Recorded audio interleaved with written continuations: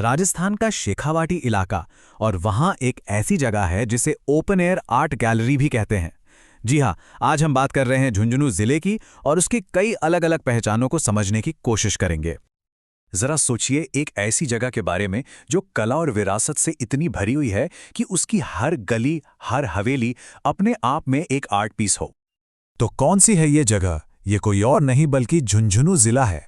चलिए इसकी कहानी की परतों को एक एक करके खोलते हैं। तो चलिए सीधे चलते हैं शेखावाटी के दिल में। एक ऐसा जिला जिसकी पूरी पहचान चार बहुत ही अलग लेकिन मजबूत पिलर्स पर टिकी हुई है। कला, आस्था, उद्योग और शिक्षा, यही वो चार चीजें हैं जो मिलकर झुंझुनू को झुंझुनू बनाती हैं। देखिए, यहाँ की कला ने व्यापारियों को अपनी तरफ खींचा, फिर व्यापार ने शिक्षा को आगे बढ़ाया, और जमीन के नीचे जो छिपा था यानी तांबा, उस उद्योग ने इस पूरी कहानी को एक नया ही मोड़ दे दिया।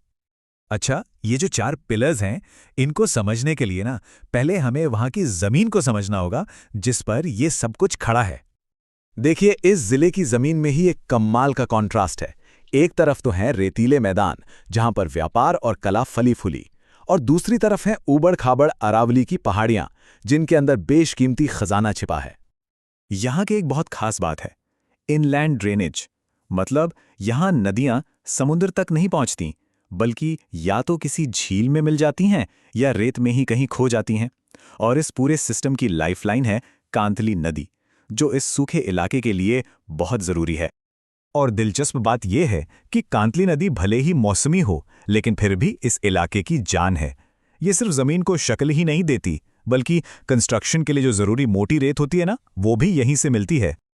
तो सवाल उठता है कि इस अनोखी जमीन ने आखिर किस तरह की इकोनॉमी को जन्म दिया? इसका जवाब विरासत, खनिज और ज्ञान, इन तीनों के संगम में छिपा है। यहाँ की इकोनॉमी भी ना इन तीन चीजों के इर्द गिर्द घूमती है: टूरिज्म, माइनिंग और एजुकेशन। और ये तीनों आपस में जुड़ी हुई हैं। जहाँ एक तरफ पुरानी हवेलियां टूरिस्ट को खींचती हैं, वहीं तांबे की खदानें और बिट्स पिलानी जैसे इंस्टीट्यूट्स भविष्य बना रहे हैं। और ये कोई छोटी मोटी बात नहीं है। ये जो खेतड़ी कॉपर बेल्ट है, ये लगभग 80 किलोमीटर लंबी है और दशकों से इस इलाके की इकोनॉमी का एक बहुत बड़ा सहारा रही है। अब आज के झुंझुनू को समझना है तो थोड़ा इतिहास में झांकना पड़ेगा। देखना पड़ेगा कि वो कौन सी बातें थी जिन्होंने इसकी कला और आर्किटेक्चर को वो शक्ल दी जो आज हम देखते हैं। इसकी कहानी में कई मोड़ हैं। 15वीं सदी में राव शेखा से शुरुआत हुई, फिर 18वीं सदी में खेतड़ी महल बना। कहा जाता है कि जयपुर का हमा महल भी इसी से इंस्पायर्ड था। फिर आया हवेलियों पर चित्रकारी का सुनहरा दौर, और 1967 में आधुनिक खेतड़ी कॉपर कॉम्प्लेक्स की शुरुआत हुई। और ये सिर्फ घूमने फिरने की जगहें नहीं हैं, बल्कि जिले की सांस्कृतिक विरासत और उसके गौरव का प्रतीक हैं। मंडावा का किला हो, नवलगढ़ की हवेलियां हो या रानी सती मंदिर, हर इमारत अपने आप में एक पूरी कहानी समेटे हुए है। तो चलिए अब एक नजर डालते हैं उन लोगों पर जो इस इतिहास और अर्थव्यवस्था की जान है। 2011 की जनगणना के आंकड़े हमें इसकी एक अच्छी खासी झलक देते हैं। साल 2011 की बात करें तो इस जिले में 21 लाख से भी ज्यादा लोग रहते थे। ये नंबर खुद बताता है कि ये इलाका कितना जीवंत है और यहाँ के सांस्कृतिक और आर्थिक केंद्र कितने महत्वपूर्ण हैं।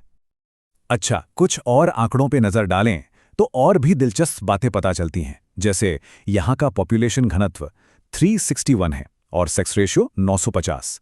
और देखिए, लिटरेसी रेट करीब 75% है, जो जिले में शिक्षा के महत्व को दिखाता है। ये देखकर बिट्स पिलानी जैसे संस्थानों की अहमियत और समझ आती है। एक और बड़ी बात यह है कि यहाँ की ज्यादातर आबादी यानी लगभग 77% लोग आज भी गांवों में ही रहते हैं। ये आंकड़ा दिखाता है कि शहरी विकास के साथ साथ जिले ने अपनी जड़ों और अपनी परंपराओं को भी मजबूती से पकड़कर रखा है। अब अगर सामाजिक बनावट की बात करें तो 2011 के हिसाब से जिले में जनरल और ओबीसी वर्ग का एक बड़ा हिस्सा है, और उसके बाद अनुसूचित जाति और जनजाति का नंबर आता है। ये जो मिक्स है, ये इस क्षेत्र की ऐतिहासिक और सामाजिक यात्रा को ही दिखाता है। तो कुल मिलाकर कहानी ये है कि झुंझुनू तो आप किसी एक नजरिए से नहीं देख सकते। ये शेखावटी की कला, खेतड़ी का उद्योग और राव शेखा के इतिहास, इन सब का एक बहुत ही अनूठा और पावरफुल मिश्रण है। तो आखिर में एक सवाल मन में आता है, असल में झुंझुनू की असली पहचान क्या है? इसकी कलात्मक विरासत, इसका विशाल उद्योग या फिर वो नदी जो इसे जीवन देती है। अगर आपको ये वीडियो पसंद आया हो तो कमेंट करके ज़रूर बताएं और अगला टॉपिक क्या होना चाहिए वो भी हमें ज़रूर बताएं। आपका एक लाइक हमें और बेहतर और सटीक कंटेंट बनाने की प्रेरणा देता है। शेयर करें ताकि ये जानकारी हर उस छात्र तक पहुँचे जो अपने सपनों के लिए मेहनत कर रहा है। और सब्सक्राइब करें हमारे चैनल को, क्योंकि आपकी सफलता ही हमारा मिशन है। हम हर वीडियो में कोशिश करते हैं कि आपको वो जानकारी मिले जो परीक्षा में काम आए और जो आपको आत्मविश्वास दे। आप सभी का इस वीडियो को देखने के लिए दिल से धन्यवाद। मिलते हैं अगले वीडियो में।